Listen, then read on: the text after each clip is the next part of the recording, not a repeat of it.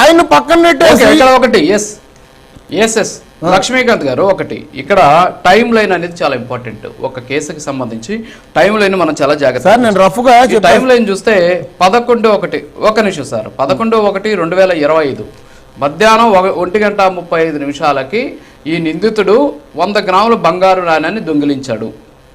అదే 11వ తేదీ 2025 ఒకటో నెలలో విజిలెన్స్ అధికారులు అరెస్ట్ చేశారు.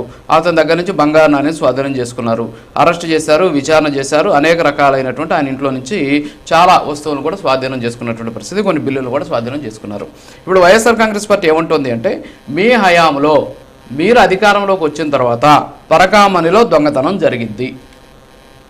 దానికి కేసుకు సంబంధించిన టైం లైన్ బట్టి చూస్తుంటే మనకు అర్థమవుతుంది. మరి మీరు తీసుకున్నటువంటి చర్యలు ఏంటి?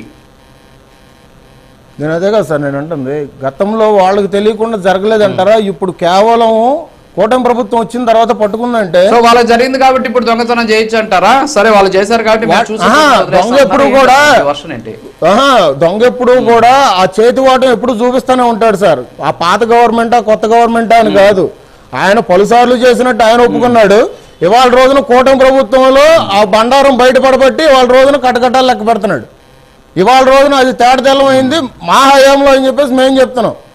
వీళ్ళు ఏమంటారు దాన్ని, మీరు అసలు ఇటువంటివి మీ హయాంలో జరుగుతుంటే మీరు పట్టించుకోవట్లేదు అన్నట్టుగా దీన్ని ఒక రాజకీయ వాదంగా చూస్తున్నారు అన్నమాట. నేను చెప్పేది కూడా ఆది నుంచి కూడా అదే, ఈయనొక్కడే దొంగతనాలు చేసి అంటే ఒక ట్రాలీ లాంటి పైపులో బిస్కెట్లు దాస్తున్నాడంటే ఆయన ఎంత చాకీచక్యంగా పలుసార్లు దొంగతనం చేసి ఉంటాడు. అంటే ఎవరికి కూడా చేతులు నలపకుండానే ఇంటికి వరకు తీసుకెళ్ళి ఉంటాడా ఆయన?